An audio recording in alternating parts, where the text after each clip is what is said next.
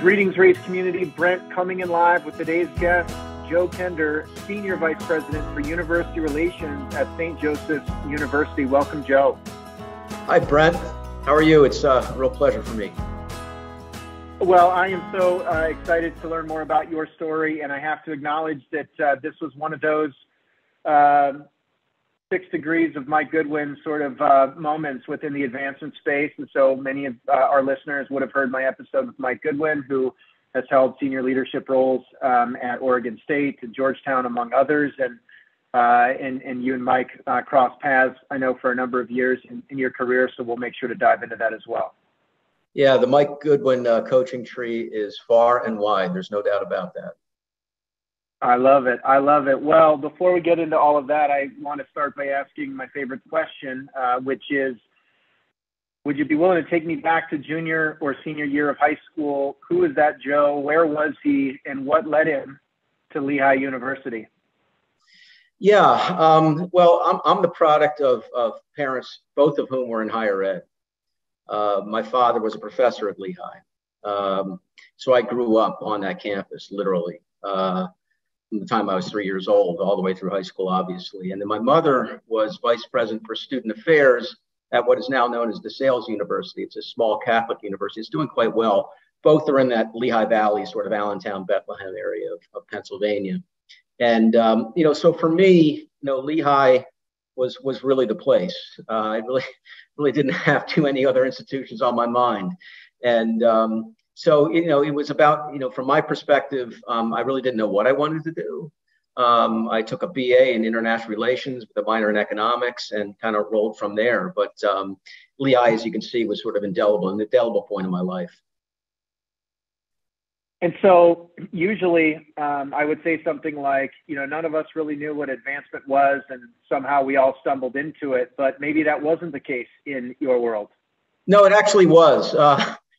I didn't know anything about fundraising or development. My father, I always joke, was a professor's professor. He passed away about a year ago, but he would call me and he would say to me, now, what do you do? Like, how does this work? Like, he had literally no understanding of what that part of the operation did. He was focused on his students. He was focused on his research. So honestly, I didn't know much about it. However, growing up as I did, the topic of higher ed was at the dinner table all the time, right? And I think through osmosis, I just really began to understand the business of higher education.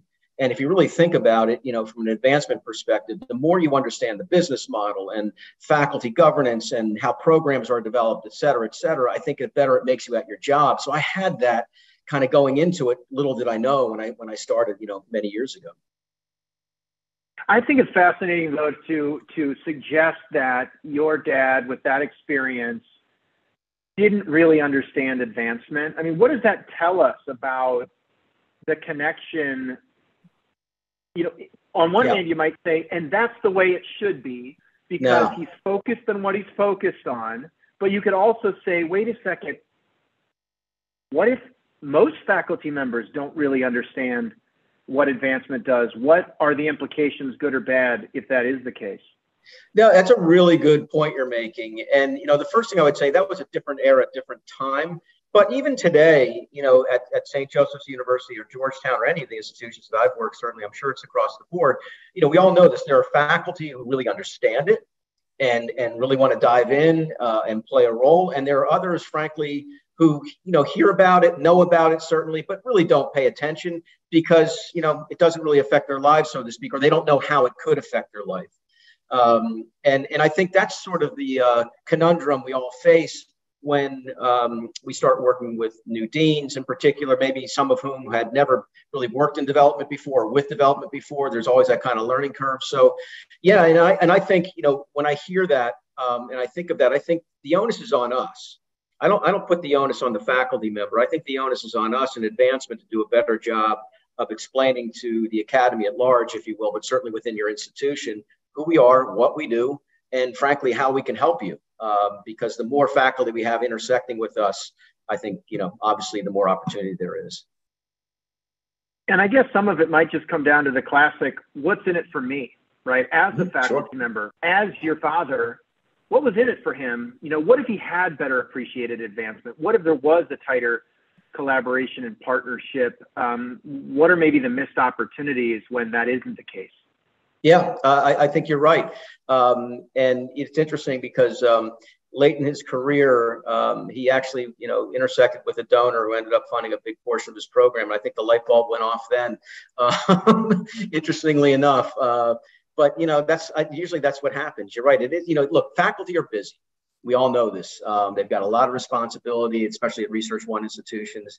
Unless you really understand, what the opportunity is and how it could benefit you. I understand that sort of notion to say, I'm just going to stay in my lane here. So I'm doing pretty well. I'm getting my research funded, over here, whether it's through NIH or some other, factor that is. But I really don't want to take time out unless I know it's going to benefit me. And as we all know, you can't guarantee that. So you're going through your academic experience, you're studying international relations, also international relations grad on this end of the mic. And so now you're doing it in the late 80s, which probably feels a little bit like deja vu with some of the headlines that we're seeing in the world today. But at what point, kind of what was the immediate path post-college? And I know ultimately you ended up doubling down at Lehigh by way of, or maybe tripling down in light of growing up on campus, but by way of the MBA program. So just help me understand those kind of immediate post-college years and then the decision to pursue the MBA. Yeah, so I graduated in '87. I took a job right out of school, got it through Lehigh's Career Services, and I was an assistant buyer for a department store. I was there for about 6 months, and I realized it really wasn't going to be my life's calling. I started thinking about getting an MBA. My faculty advisor had seriously recommended that I go back and get an MBA at some point. And I thought to myself, look, if I land the job at Lehigh, I know they'll pay for it, right? And so, as luck would have it, there was a job open in the development office. I often joke, if there was a job open in the admissions office, I would have taken that, or administrative assistant in the psychology department. Not that would have led to my life's calling, but the fact of the matter is, it was open, and I interviewed, and I got the job. And little did I know, like I said, I didn't know much about it. But about 6 months in, it didn't take me long to figure out that I was just working with and for some great people. I mean, great people. And, you get blessed in life. And my first boss, Christine Smith, and there's a really interesting story with Christine and how our careers have intersected through the years. But Christine hired me. She was a director of corporate and foundation relations. I was an assistant director. And really, the first year I spent writing correspondence for the president. I wrote acknowledgement letters to foundations and companies who were making gifts. And then I started writing some proposals. And the interesting thing is, in thinking back on it, if you really want to understand an institution, work in the corporate and foundation area, right? Because you see everything. You see these proposals, you see the work that faculty are doing, you see the impact of scholarships, you understand how endowments work. I mean, just through osmosis, by doing that kind of work. Christine took a liking to me. Obviously, she must have seen something in me, because she would bring me to meetings, and I'd be in meetings with the provost. I'd be in meetings with the president sometimes. If a company was coming in, she'd make sure I was there. And I just got exposed to, this richness of what philanthropy is. And, long story short, I mean, it took me 5 years to get the MBA because I became a major gift officer. I was traveling quite a bit, raising a family. But by the time I completed it, my initial thought was I'm going to get the MBA and go into the for-profit sector. I fell in love with what I was doing and really decided to make this my career at that point. And so when you think about, now, first of all, let's just say the faculty might not know what advancement is, which means even fewer would have any idea what corporate and foundation relations even mean. And so just maybe give it, and by the way, I bet we have audience members listening who work in advancement shots, and they've got a corporate foundation relations group, and they don't really know what those folks are up to all the time. So why is it so important? Why do you think it offers such a unique perspective into maybe the intersection of community education and philanthropy? Yeah, because corporate and foundation work, it is a niche within philanthropy. There's no doubt about that. But it's very akin to writing faculty proposals for federal support. Right. You've got to identify programs, that are peer reviewed, that are going to cut through. Whether so, if you're writing a proposal to the Keck Foundation or the MacArthur Foundation, right? It doesn't matter if it's Lehigh University or UVA or DeSales University for that matter. What matters is the program and the faculty member behind that program and the impact that it's having. And so, as somebody who works in that area, your job is to identify those programs, work with those faculty to put their ideas into paper, into a proposal. Then obviously work it through the foundation or the company for that matter. And the corporate side is a little bit different than the foundation side because there is a relationship oftentimes with the company that goes beyond just a particular program. The intersections are students that they recruit, maybe faculty that they work with in terms of research themselves. So you can kind of build those ties, but it's very much grant writing. And so if you think about it, all sorts of things cross your desk, from whether it might be in international relations, whether it might be in finance, whether it might be in some sort of esoteric engineering project, but you really get an opportunity to kind of dive in and understand it all. Well, that was going to be my next question, which is why are they grouped? I mean, everybody has corporate and foundation relations, but they seem completely different to me. Yet for some reason in most structures, it's either one person or one unit. I mean, corporate relations, foundation relations, they roll off the tongue as one because that's how we've structured it. Does that make sense? Well, I think it depends on the institution. And it's a really interesting question you're asking because I've never really thought about it this way before. But, I'm just going to go to Lehigh for a moment because Lehigh is somewhat unique insofar as, it's got a strong engineering program, a strong business program. And so therefore, there are a lot of alums of that institution who go on to lead major corporations, right? And so at Lehigh's development shop, corporate and foundation relations were not sort of treated as a sort of, thing that sat over here on the right-hand side. As a matter of fact, the vice president at that time, Mike Bolton, came up from the corporate and foundation relations side. That's where he came from. And so it was front and center in everything that we did. And even as a major gift officer, I might be working with, the CEO of Alcoa. So we would approach him not only as an individual donor, but we'd also approach him, from an Alcoa sort of Lehigh relationship. Much different at a place like St. Joe's, for instance, which just, doesn't have the engineering and sort of that heavy corporate, background. So I think it's treated a little bit differently and maybe more like most institutions do. But I do think there's an opportunity, for that area in particular to be more integrated. You pursued the MBA, which is not that common. And in fact, it sort of strikes me that it's a little surprising given the fact that tuition can oftentimes be either waived or very low cost for employees of an institution. Why aren't more advancement leaders pursuing MBAs, especially at schools, that have a business school? Should they? I mean, is that a missed opportunity for folks in the field? And when you reflect on the MBA, obviously it was earlier in your career, but do you lean on that toolkit from time to time? I do. And I'm biased, but I do. I lean on it heavily. And maybe because I came from a BA, I had a liberal arts background. I mean, I had some courses in accounting and what have you. The MBA to me was a completely sort of new way of thinking. It's different, I think, if you're a finance major or a business, accounting major, then you go on to get an MBA. So for me, it was a whole new way of thinking that I lean on, and I'm like all the time from a management perspective, from a statistics perspective. It really taught me how to see numbers and see trends in numbers, things that I lean on every day. And I encourage people all the time, in particular to take an MBA, whether it's advancement or any kind of leadership position. If you have an inkling that you want to lead a company or an organization, I think it's a terrific degree to have. Just go ahead. Please. Just a quick sidebar. It was my fall semester of my senior year, and my advisor, Dan Sluka, who was a Czech and a great guy, he knew me very well, and he said, "Joe, what are your plans after graduation?" And I said, "Well, I'm studying for the LSATs. I want to be an attorney." And he kind of sat back in his chair and he shook his head and he said, "Law's not for you." he said, "Don't think this wrong." He said, "I know how you think." He said, "You need to get an MBA." And I'll be honest with you, it was like a shot to the stomach because that's what I was really focused on.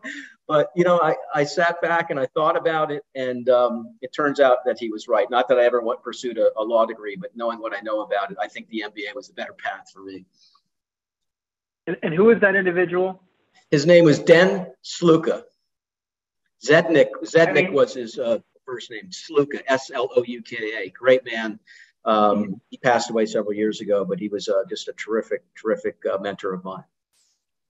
It's just an example, though, of how malleable we are at certain points in our life and our career. And if he had said, Joe, that's a good idea. Yeah. Like one sentence might have radically shaped your entire life. And it's kind of crazy to think about, and I had that same moment. I had a couple of mentors. I played football at Brown. I went to this event one night at the Pizzatola Basketball Center event space up above. Happened to talk to this guy, and it was like, you should consider investment banking. I'm like, what's that? Never heard of it. Can I have your card? And it's like, it's just one sentence at the right time in your life. It's kind of crazy how it is true. It is true. Yeah. And maybe, something to keep in mind as we think about, right, being in a leadership role, and when folks are asking us for our advice or, our perspective, how one sentence that we might sort of flippantly make in passing can really be taken to heart. It just comes up time and again on this podcast.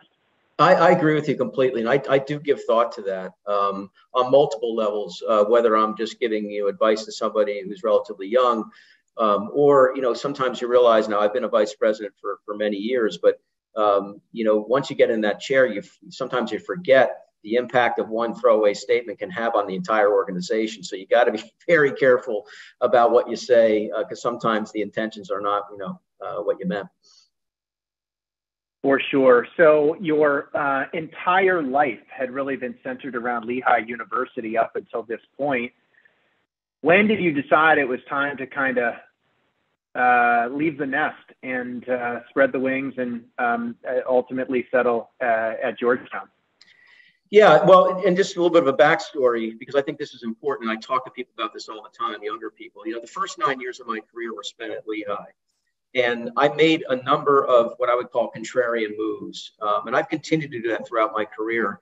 So, for example, I started out in CNFR, Corps and Founds, and then I moved into major gifts after 3 years. But at Lehigh, you couldn't be a major gift officer unless you had annual fund experience, right? So in addition to being a major gift officer, they assigned me 5 classes, 1 reunion fund. And so I learned that. Well, the interesting thing about that was about 3 years into my major gift career, the head job for the annual fund opened up, and I applied for it and I got it. And I remember colleagues of mine in major gifts saying, why would no one goes from major gifts to annual fund? Nobody does that. But in my mind, I was already starting to think ahead. And I kind of knew, someday I wanted to be a vice president. I was a goal setter, maybe too much of a goal setter. But I realized, something, I'd never managed people. I'd never managed a program. And this was going to give me an opportunity to do that. And so, I moved into director of the annual fund. I did that for 2 years. And it was right at that time I'd gotten the MBA. And it was a calling. It just felt like I'd learned a lot at Lehigh. I'd done a lot. I'd accomplished a lot. But I just felt this burning desire to go somewhere else where I didn't know anybody and really see if I could do it, in that set of circumstances. And so I set about looking, let's see what's out there. And I was reading the Chronicle. There was a job open at Georgetown, director of the annual fund. But it was a bigger annual fund, right? I had maybe 7, 8 staff. It was maybe a $10 million annual fund. Georgetown's was 25. It was a $20 million annual fund. They were going into this campaign. And, I met Mike, and one thing led to another, and here I landed. But it's interesting because, again, when I was leaving Lehigh, people were saying to me, why would you leave Lehigh's annual fund? 56% participation rates, one of the best funds in the country, and then go run another annual fund, right? It doesn't make any sense. Why aren't you taking a step up, so to speak? But for me, it made perfect sense. And that's a lesson I try to tell people all the time, especially whether you're in advancement or any career for that matter. When you're building your career, don't be afraid to get sort of broad experience early on. because what that does is that catapults you later on, up to leadership positions, because you've just gained a strong understanding of the entire organization. I mean, I really didn't know that at that time. It was just sort of an intuition from my perspective. I kind of knew, okay, I knew how to, I knew how to, become a major gift officer and raise those kinds of dollars. I had the corporate background. I had events experience, but managing people and managing a program is a completely different thing. And, so I think that's an important lesson throughout all of this, and a theme that throughout my career. And so tell me about transitioning to Georgetown and going from literally knowing as much about the institution you worked at probably as anybody could possibly know, to not even knowing maybe the motto or the fight song, or I still don't know what Hoya Sachs means, to be honest with you. So what was it like? I mean, because there's the combination of both, right, bringing a skill set, a playbook, a perspective, a background, but then also just all of that kind of institutional, culture, history, tradition. How do you balance just getting to work versus absorbing what was a very different environment than the one that you'd literally grown up in? Yeah, and look, I'd be lying if I didn't say I didn't have a couple of moments where I said, "Oh my God, what did I do?" Georgetown was an intense place, and we were going from a shop of about 75 people to 250 in about a period of 2 years. When I started there, the working goal for the campaign was 300 million, and ended up being a $1 billion campaign. And this was in the late 90s, early 2000s, when there weren't too many $1 billion campaigns in those days. And this is where Mike Goodwin comes in. Mike was my, direct supervisor, and he's great. I mean, people who listen to that podcast and people who know him understand that about him. Mike is just an amazing leader, and a main reason for that is because he cares about the people that work for him. He really gets to know them, and he was just a strong mentor of mine. He has high standards. He was very clear on what he expected, but he was there to help. And tell me where are you struggling? Where do you need help? Those kinds of things. And, that was a big part of it. And then at the same time too, Kathy Jones was the VP at those days. Mike was the AVP. Kathy Jones was the vice president. And she was a savant in terms of building large organizations. I mean, she was just bringing all these people in from all over the country, frankly. And I was one of them, one of many that were joining the organization. Can you think about how hard that is to do? To take an organization from about 70 people to 250 inside of 2 years, bring in new people, letting go of old people, that whole dynamic, but she did it seamlessly. And, when I think back on it, I learned how to become a fundraiser at Lehigh. I really learned how to become a strong manager and a strategist during my time at Georgetown. I mean, that's really what Mike brought to the table, Kathy as well. And if you think about, Joe, on the first day at Georgetown in 1996, good fundraiser, but needing to learn management leadership, versus leaving in 2004, what was the before and after? I mean, as you even think about almost like a self-evaluation of how you grew, what are things that you maybe did or how you approached the work in 2004 that you just wouldn't have had intuition for in 1996? It was night and day, I'll be honest with you. I think I remember this very well. I mean, like a lot of managers, when you start out, my notion of a good manager was that you treat everybody the same. And while there's something, very, honorable about that, it's ineffective. And it was really Mike, one day we were talking, and he said to me, Joe, management is situational, right? You can have somebody who's really good at what they're doing, and they're doing very well, and you promote them into a new position, but you just can't assume that they're gonna fly in this new position. So it's important to get close to them. It's important to make sure they understand what their goals are, how you support them. And, that light bulb went off with me in many ways. And then this other notion that along the way was, you really manage to your best people, right? Manage to your best people. In any organization, you're going to have some A players who stand out, and so it may not all be at the top of the organization. Some may be way down in the organization, but identify who those people are and make sure you're supporting them. And at the same time, especially in these larger organizations, when people are underperforming, you either got to coach them up or you got to move on, because if you don't, the better players leave, right? They take notice of this and they seek out, excellence somewhere else. And, those were two of the sort of the mainstays that I learned from Mike and others while I was there, that are with me today and have followed me throughout my career. You just used two words that I want to double click on. You referenced coaching and players, right? And I think one of the, we're a growing organization, right? We were 3 people at one point, and now we're almost 200. And right, the way that you get to know people at 200 is a lot different than the way you get to know people in a smaller group setting. And one of the things that I think we've been, wrestling with, that I'm always struck by how easy it is in sports. And it feels like some of these things should translate to work, and they just don't. Like, I think about all the coaches I had throughout my life, and you talk about things like, do we have a feedback culture? Like, what coach, what team that's worth anything wouldn't have just like an inherent, real-time, constant feedback culture, right? Do it this way, not that way. Great job. Double down on that. Hey, I saw you do this. You didn't bring your A game in today's practice. And then we come to work and we tiptoe and we dance and it's like, why are we so, both as players on a field, inherently accepting of feedback, and then we walk into work? Like, why can't we just be like athletic coaches? And maybe that's where you got to by the end of your time at Georgetown, but that's just something that I've personally struggled with. Like, why am I okay? By the way, I am a youth coach on the side, right? Nights and weekends. I did that too. I have no problem directly providing feedback to those players, even if they're 6 years old. You do it a little different then. Why do we dance? Why do we dance around it at work sometimes?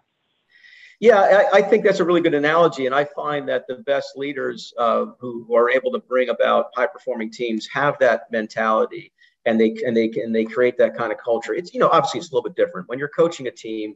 You got a bunch of people who are just looking at one person, and they're driving the bus, and an organization is complicated, and so you got to delegate to your leaders and things along those lines. So it's incredibly important to have a leadership team that kind of buys in. And then back to Mike, right? Because I've been fortunate to have worked on a couple of really high performing teams throughout my career, sometimes as a participant and a couple of times as a leader myself. And perhaps the best one I was on was the one that Mike led in those days. And it starts with people who have domain expertise. So everybody sitting around that table brought, they were experts in what they did, whether that was advancement operations, major gifts, annual giving, and there was a level of respect among the group.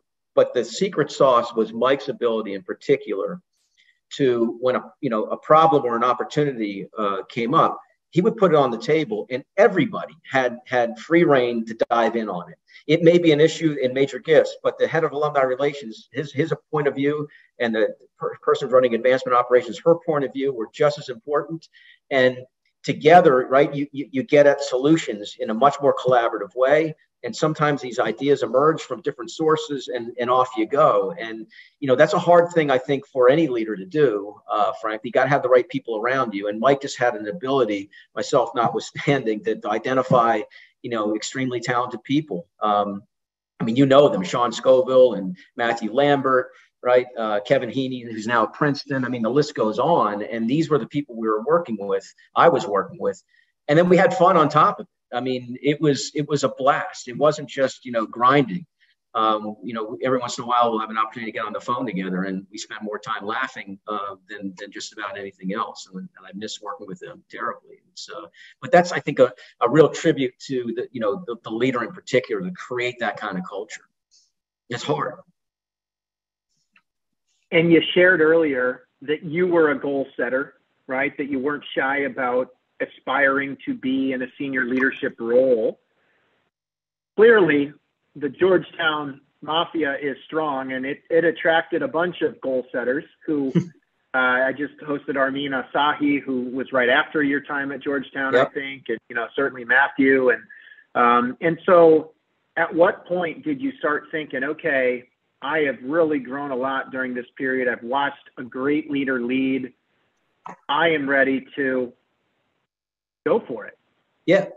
What was going on was the campaign was ending, and Mike was leaving. We all kind of knew that, and it was under great circumstances. He was going back to the West Coast, and so things were kind of open at that point in time, and it just so happened that I was getting recruited by Father Lannon, who was the president of St. Joe's, and Tim had been in the chair for about a year. Prior to that, he was VP for development at Marquette. And Tim's a real special guy and a terrific leader. And, again, a contrarian move. I decided to leave Georgetown and go to St. Joe's. And I remember one of my dear colleagues saying to me, Joe, once you leave a big institution, you probably can't get back. You're going to a smaller place. And I thought, maybe. But it's a chance to become a vice president. I really believed in what Father Lannon was doing. And it was a great move for me. It was my shortest stint, but the 3 years I had under Tim's leadership were seminal. Just a fantastic president, a great man, a great leader, and we had another really good point in my career. And then the opportunity to come full circle back to Lehigh, was that, I imagine you maintained those relationships, and maybe it's worth asking sort of, right? You talk about stewarding relationships by way of the work we do in advancement, but, how do you think about, you just mentioned getting the band back together from time to time with the Georgetown crew. How intentional were you about staying in touch with folks at Lehigh? And frankly, when you left, it's one thing to have a goal of, I want to be a vice president someday. It's another thing to have a goal maybe of, I want to be a vice president here someday. So I'm going to go build my portfolio of work, build my relationships and networks. But was it already was that on the aspirational list even when you left? Yeah, it was. That was my goal, frankly. At some point, I wanted to get back to Lehigh as VP. And so it's easy because I'm an alum. And it's going to football games, I'm going to my reunion, but I knew the trustees, I stayed in touch with them. Just maybe an interesting sidebar story, because this is pretty cool. I mentioned it earlier, Christine Smith. Christine was the woman who hired me way back when in 1988, and Christine and I always stayed in touch, and she was one of my biggest champions. And when I arrived at Georgetown, I was there for about a year, and we were talking on the phone one day, and she told me she was coming down to Washington. She wanted to have lunch. She was interviewing at the Smithsonian. And I said, Christine, if you're thinking about coming to DC, come to Georgetown. We were hiring people.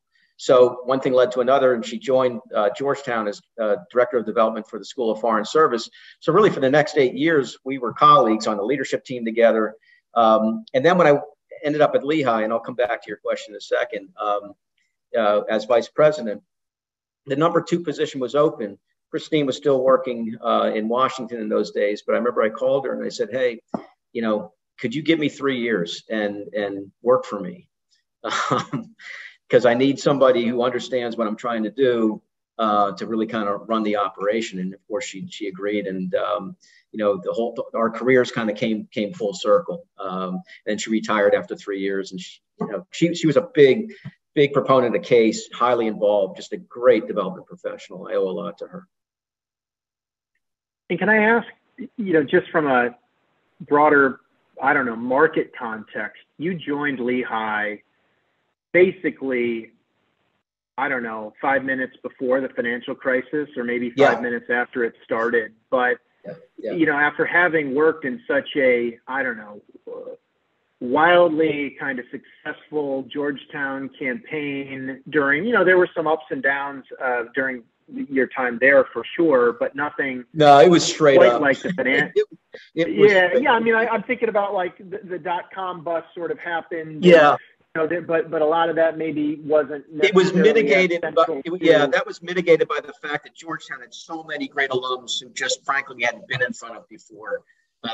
It was, yeah, but you're right. At that time, I started at Lehigh in 2008 as vice president, working for Alice Gast, who was in her second year as well, who I think was just a terrific president for Lehigh and did many great things. But the quietest period in my fundraising career was 2008, 2009, without a doubt. And it was because of the volatility, right? I mean, because nobody knew, right, where the shoe was going to land. And so I remember saying to the team, look, let's just keep the relationships open. That's all we can do. Just keep talking to people. Let's make sure they're doing okay. Make sure they know that, what we're trying to do here. And once things settled, as you know, everybody, had a lower net worth than they did when it started, but at least they knew. And then, the fundraising really began to open up again. It was a kind of an interesting period of time. Yeah, I mean, look, we're definitely not day traders in the advancement space, but when you think about just the psychology of the donors relative to the market landscape, that had to be a really interesting period because nobody knew how far the knife was going to fall. And when did we really hit bottom? And I'm sure that it was a period of sick to your stomach decline. And then, by the end of it, I mean, it was actually an incredible bull market that, maybe just right now we're starting to see, some of that same volatility, hopefully not at that level that we saw in 2008 through 2010. But I guess I'm curious, like, if you can recall, how did you balance sort of treading lightly, trying to be really thoughtful of the donor psyche, but at the same time, at some point, right, mission needs funding and impact needs, to happen. And I don't know, like, what was the almost like, how do you move from let's just pause to let's get back out there? We got money to raise and problems to solve. Yeah, that's a excellent question. Thinking back on it, Lehigh has a pretty heavy Wall Street crowd. Okay, there's a large contingent in New York, many of whom are trustees, and so we tapped into that.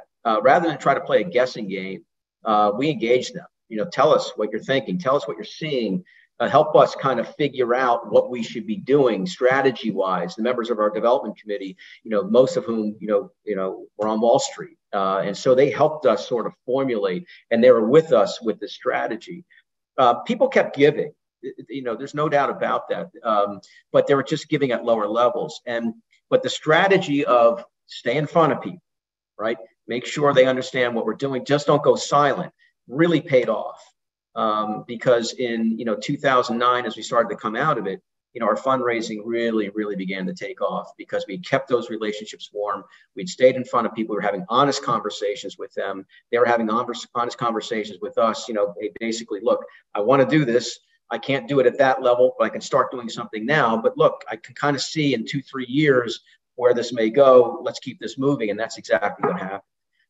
But we really leaned on our trustees and those donors in particular who are sort of right in the thick of it, from a Wall Street perspective.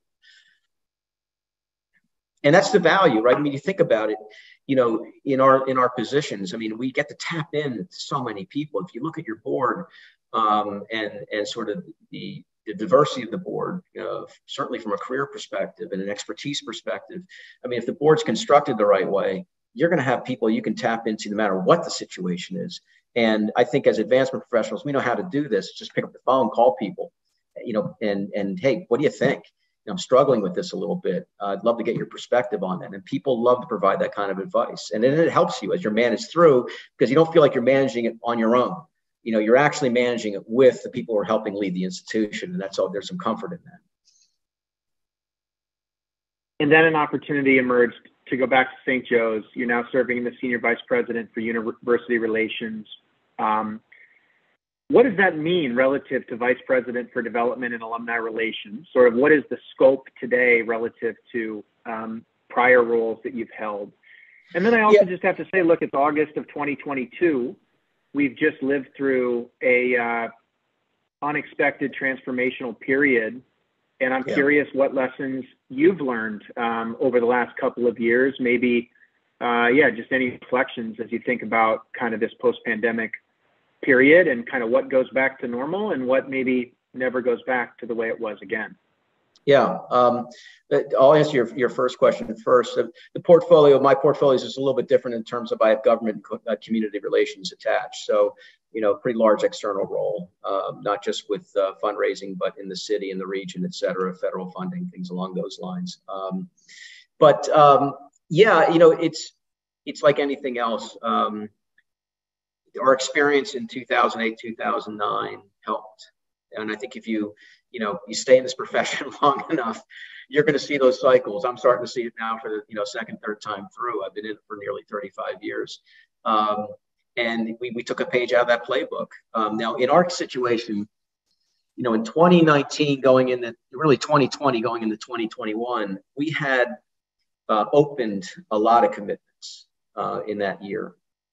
And so understanding that there was just, distraction, everything else going on, the mantra to our team was just close what we've opened. Let's just stay in front of those. Let's get those gifts closed. Because if you think about financially, people, weren't affected. It was just emotionally and, from, your lifestyle, everything else was affected. And so that was the charge. And so we had a relatively strong fiscal 21. The harder thing was getting appointments, right? It was easier in some ways for people like myself and some of the senior gift officers, because if you have relationships with people, you get on Zoom, you can still have a conversation. But if you're starting out and you're one of those people that's building a portfolio, we just realized it became very difficult to get those meetings. And so we had to, adjust our pitch, how we were getting in front of people rather than, requesting hour-long meetings. Let's see if we get 10 minutes, right? It's just an opportunity to make a connection. And you have to adjust. And part of that is listening to we all do this, but listening to people in the organization, right? The people who are closest to market, the ones who are struggling. It's like, tell us what's going on. What are you hearing? What are you struggling with? And then maybe we can help you, coach you up, figure out a new way to get at this. But that was, pretty much our mantra. And I think we all know, you do this long enough, you're going to see those ebbs and flows, certainly in the macroeconomic cycle, and you've got to be able to adjust. I think we're probably seeing another one right now. We've also heard, stories and reflections coming out of the pandemic where, look, when the president is now a Zoom link away from every donor, or when a dean or faculty member who in the past we would have spent 6 months trying to align travel schedules to go meet the right person is now, boom, yeah, I can join. I'll be there for the first 15 minutes of the Zoom call, and then I'll move on. In some, many instances, we actually heard of elevated stewardship experiences, far less friction, even though it was in this digital environment. And so my question is does that continue, or do we sort of just revert back to when can the faculty or dean get out there on that trip with me? No, it's a great point. I think parts of that are here to stay. I remember Dr. Reed, our president, actually Mark is leaving, but he was our president throughout the entire time. He and I would, set up, small, events, if you will, Zoom events, and we'd have people from Dallas and California and all over the country. And we'd joke, we'd say, that would have taken 2 weeks. That would have taken 2 weeks out of our lives on a plane, visiting each of these cities to have that one, hour-long, sort of meeting update, if you will. And so there are elements of that, no doubt, are going to stay. The hybrid work environment, I believe, is here to stay. Frankly, I think advancement, it's been in a hybrid work environment forever, because if you're a major gift officer, you're spending most of your time out the door anyway. But it's here to stay for everybody. I firmly believe that. I think there are a lot of benefits to it. But I also think, what I was saying earlier, how we struggled, or how some of our younger people struggled getting new appointments. Now that they've got that down, what we're finding is people are much more willing to hop on a Zoom call for 15 minutes to meet with somebody for the first time than they are having them come to their office or to their home. So it's almost like it's reversed itself. So there are definitely going to be elements of this that are going to stay. And it's like anything else. I think we have to pay attention to the market. What is the market telling us? Let's not assume anything. But at the same time, too, next weekend, we're having an event in Avalon, New Jersey, it's a donor event, and we'll have 75 people there. And people can't wait to get there, right? To see each other. We kicked off our campaign in May. large in-person event. We had 400 people. There's sort of that pent-up demand to connect with each other. And look, any institution, it's a community. It's a community of donors, it's a community of alumni, it's a community of faculty and staff. And so much of it is, seeing the place and being together. And we miss that. And so there's, I think, an appreciation for that too. So I think if you're being smart, I think you're looking at both of these entities and evaluating how they're working. Yeah. No, I think you're spot on. I mean, look, even in the context of today's economic environment, right? It's been a confusing 6 months, interest rate rising. What are the implications for that for the market, et cetera, et cetera. But even this week, Airbnb blew out their earnings report. Hospitality through the roof. What's struggling? There are certainly, people aren't buying TVs the way that they were 2 years ago when we were all locked up at home. And, Disney Plus subscribers aren't through the roof the way that they were, but there's clearly a hunger for experiences. And then I look at that, even I'm involved with the Brown Football Association. Last Monday was our golf outing.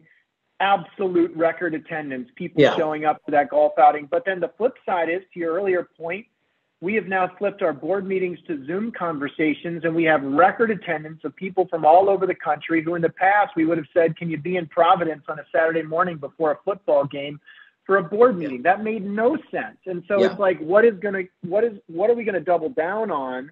Yep. What are we going to get back to because we can and it's what people want?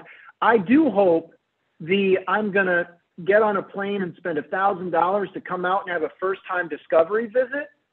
I hope we leave that in the past, because if I can't get a Zoom conversation and have a meaningful connection, if you won't take my Zoom meeting, I better not be spending $1,000 hoping that my amazing in-person presence is somehow going to inspire generosity. I mean, I don't know. Maybe I'm off. Brent, I agree with you 100%. And that's why I think we're wise if we kind of look at all of this as more tools in the toolbox, so to speak. And the market will tell us. The market's going to tell us what's working better than something else. And as long as we're paying attention to that and willing, to be open-minded, I think that's where we're going to, see some advantage. No doubt about it. Yeah. All right, let's stay on the macro thread a little bit, because you referenced, we do a little questionnaire in advance just to get some talking points. And you're one of the few people who has proactively referenced the impending consolidation in higher education. Yeah. Why did you put that down? And just what's your perspective on, I feel like it's this, the storm on the horizon that nobody really wants to talk about because it's kind of depressing. And, it sort of feels like it's bigger than any one person can control. So I feel like we kind of sweep it under the rug from time to time. What's your take on it? Yeah, I think we're on the front edge of a major transition in higher ed. This industry is changing just like any other, but as you know, these institutions aren't built for change. It's being driven by technology, certainly. It's being driven by shifting demographics, especially if you're in the Northeast. But I also think there are just too many schools. And certainly questions about the value proposition, which I think is a false narrative, but we do a lousy job of countering that argument as an industry. But there are too many colleges and universities. And just looking at where St. Joe's is located, right? We're in Philadelphia, the Delaware Valley, as we call it. There are 150 institutions within a 50-mile radius, right? Think about that, 150. There are, I think, 10 Catholic institutions, or close to 10, right? In a relatively compressed, area of the country. Now, we're an exception, but the reality is and you look at the demographics, there's just not enough demand for the supply. And if this were the for-profit if I may, not only are there 150 institutions in that area, but there are, 1,000 online programs that are also marketing to and recruiting those students that are physically in your backyard. And so that's exactly, Brent, an evolving dynamic. And that's where technology comes in, right? You can get access to a higher ed degree in so many different ways. If you want a fully residential experience, you choose one path, but that doesn't mean it's the only path. And you're right, you've got that whole dynamic going on. And so, you think about this. If this were the for-profit sector, this shakeout would happen quickly. But it's not. These are not-for-profits. These are institutions run by alumni boards. There's an emotional attachment to them. And so they're going to go down slowly. I don't want to be macabre here, but I mean, that's really what's happening. Part of the reason why I said it too, because we just experienced it, right? We just merged, acquired, for lack of a better term, U Sciences. U Sciences, for those who might not know it, is an excellent. I think it's the country's first pharmaceutical school. It used to be Philadelphia College of Pharmacy, expanded to call itself U Sciences in the 90s. It has a lot of health professions in addition to pharmacy. Very strong institution, but a niche institution. And they hired a consulting firm to find a partner a few years ago, and we ended up being that partner. It's a smart move for us, right? Because we needed to be more aggressive in the health professions. We really weren't as strong as we needed to be. U Sciences, frankly, was looking for somebody to come in and frankly save them. And so the two institutions have merged. We solidified that in June 1st. And basically, the beauty of this is, from an academic standpoint, there's hardly any overlap and a lot of synergy and integration. From an administrative standpoint, we don't need two development offices. We don't need two admissions offices. We were able to kind of, streamline those aspects of things. It's been a heavy lift, but a real interesting experience. And, we're, maybe not the first, but we're on the front edge of this. And I think we're going to see a lot more of this going on, throughout the nation over the next 5 to 10 years. There are a lot of boutique investment banks out there, but I don't know if anybody has really cornered the market on higher ed consolidation yet. You might know better than me, but that is definitely, Yep. Who knows who hangs that shingle, given everything you just shared. I think you're right. I don't know if anybody is, sharpening your pencils on that right now. I bet there are. I bet there are, because it's opportunity. And it's got to be well thought out. It's got to make sense for the institutions, both institutions. That's not always easy to do, but it is possible. Jefferson University or Jefferson Hospital and Philadelphia Textile, if you will, merged 4 or 5 years ago. So they were really the first in our area. I think now we're the second, but you're going to see a lot more of this going forward. I want to ask you just to comment on something you referenced around telling the story. I mean, we hear so many press, media headlines around questioning the value of higher education, student loans, et cetera, et cetera. Yet anybody who's worked around development constantly hears stories of life-changing higher ed experiences. I heard one of those just this morning, and every time I hear that, it's like, where is our PR game? Yeah, I know. On just taking discovery qualification visits that go well and turning them into stories that counter all of those negative narratives. It's almost at today's, I feel like it's like no one has ever benefited from higher ed. That is the narrative right now, which is mind-boggling to hear, and it must drive you crazy. It does. It frustrates me to no end, because listen, I think when I really get going on this, not that I want to wax too poetic, but U.S. higher education is the envy of the world. It's the envy of the world. I mean, people come from all over the world to study here, and largely because of our system and the faculty and the academy, certainly, but it's also who we are as a country, free speech. I mean, what's in our Constitution, the entrepreneurial spirit that we have. It's the reason why U.S. higher education is the envy of the world. And yet it's probably one of the industries, I'm not saying the only, but certainly one of the industries in which we truly lead the world. I fundamentally believe that. And yet we don't treat it that way, right? It just gets bashed all the time. And then it's our own fault because we don't fight back, or we don't fight back effectively. I think as individual institutions, we do. I look at, websites and, how people are telling their story. And I think everybody is doing a pretty good job, by the way, some better than others, but frankly, telling their story so they can attract graduates and, research and fundraising, et cetera. But as a collective, it's just, there's no singular voice pushing back on the value proposition, which is, it's infinite in terms of, what happens to you when you pursue and receive a college degree versus, those that don't. And it's not belittling anybody. It's just the power, frankly, of a higher education degree. And I would argue a residential higher education degree. I mean, because there's, that's the other side of things. I don't think it's talked about enough. Because I think when you get a residential degree and you're living there for 4 years, it's what you learn outside the classroom is equally important as what you learn inside the classroom. How to fail, how to build relationships, how to have conversations with people who may be different than you, have different perspectives, and how to understand that, and how to, right? Those are the things that go, as you know, that's what goes on during those 4 years. But we just don't do a good job as an industry of countering that argument, and it is frustrating. I think that's well said. It is, as an industry, where's the industry voice? Because the narrative, the other narrative is very much industry wide. And I think, the individual success stories that we're trumpeting for enrollment purposes, maybe they get the job done for this year's class, but they're definitely not getting the job done in the societal view. And there's been no greater source of socioeconomic mobility in history than higher education, yet it is the punching bag of many different parties at this point. Unfortunately, we're coming up on time, and I have to give you an opportunity to just shout out your team, sort of what are you excited about today at SJU, and then ultimately, are you hiring? And if folks want to stay in touch, what's the best way to connect?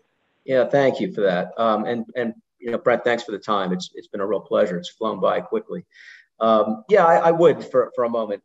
We talked about leadership teams, and I'd be remiss if I didn't mention the team I happen to work with right now. It's at St. Joe's in advancement. It's Katie Shields and Marty Farrell and Tom Chaves and Tom Fithian, small but mighty. And I like to think, I'm not sure I'm as good as Mike, but I like to think that I'm deploying some of the same techniques I learned from him. It's a group of strong people, and we know how to get at it. We know how to really kind of, solve problems together, which is terrific. And it's not always been the case. You have some hits and misses along the way, but this team is extremely solid. We are hiring. I think everybody's hiring these days. It's one thing, we're trying to retain people. What I find, and sometimes it's a feather in our cap, what happens at St. Joe's is we'll hire people, and we've got a number of people who've been with us for years, and they're very good at what they do. But inevitably, you've always got those people who are kind of spinning through. They'll stay 4 years, but we're losing them to places like Princeton and to Drexel and the other institutions. I always find that that's a real feather in our cap when that happens. And this may sound strange, but I use that as a way to recruit people, especially who may be earlier in their career, to say, look, you're going to come here and you're going to get a great experience. We have cutting edge technology. We have training for gift officers. We really take this seriously. It's a performance-based operation. And, if you earn it, you're going to move up in this organization. But, chances are you also have an opportunity to go to other places. And here are some of the places some of these people have gone. So, you use what you got, frankly, depending on the market that you're in. And if folks want to stay in touch, LinkedIn, email, what do you prefer? Yeah, you can find me on LinkedIn. I think that's the best way. I'm active on it, Joe Kender, and that's how I stay in touch with so many people, frankly. And just reach out to me there. I'll respond, believe me. Well, I'd be remiss if I didn't give Tom Chaves a shout out. In fact, I was with my family on Monday, traveling in Chicago. And we went down to there's this great Riverwalk area right in the middle of Chicago, right in the Loop now. And it was probably 3-4 years ago at an AASP conference that Tom and I went for a run together. Tom is truly a prolific marathoner, having, I believe, completed one in all 50 states at this point. And so I was just with my family on Monday, and they were commenting how beautiful the area was. And I said, I actually went for a run with kind of a professional colleague at a conference right here. So Tom, if you're listening, we're due for a follow-up run here, maybe at the AASP conference in a couple of weeks here.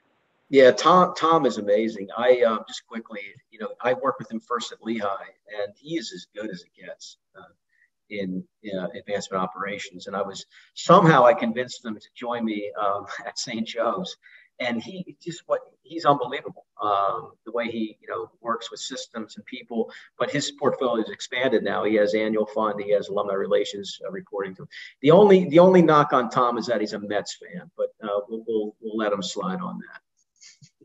But you cannot knock the passion, and I respect the passion for sure. No, you cannot. Yeah. Love it. Well, thank you, Joe, and frankly, thank you, Tom, for being a partner on the journey, which certainly in part led to today's conversation. And Joe, just, thank you for sharing your journey from, 3-year-old running around the Lehigh campus to an experienced leader in the space. We really appreciate your time. And with that, for today's episode, I'm going to sign off with Joe Kender, Senior Vice President for University Relations at St. Joe's. Take care, everybody. Thanks, Brent.